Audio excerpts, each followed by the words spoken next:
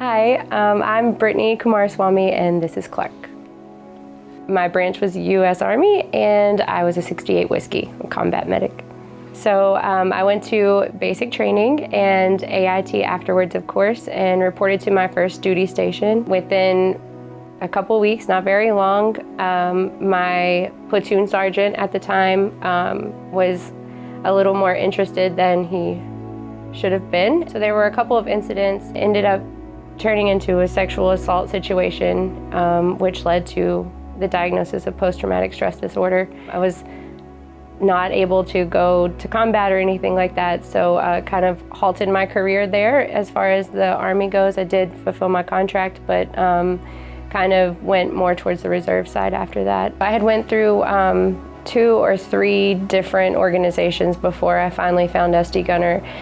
And being declined so many times and having to fight so hard when you already feel like you fought a battle that not a lot of people want to recognize happened is already hard enough. I had to realize that my PTSD is just as serious, my diagnosis, my situation that happened is just as serious as something that may have happened to someone else. If someone comes up behind me, that's a very big trigger for me. If someone closes the door loudly, that's a very big trigger for me.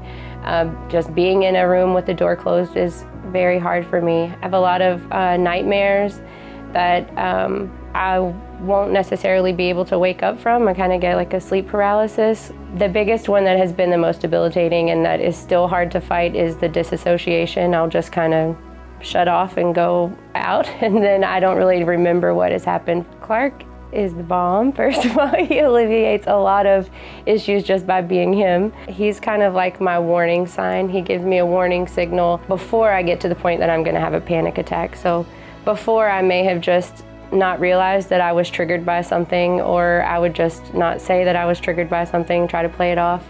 Then we'd go into that disassociation for hours or into a panic attack. But with Clark, he's able to tell me most of the time when my heart rate is getting higher. He'll put his paw on me, or he'll notice that I'm scratching my leg, which I didn't even know was a sign that I was anxious until Clark told me that that's something that I do.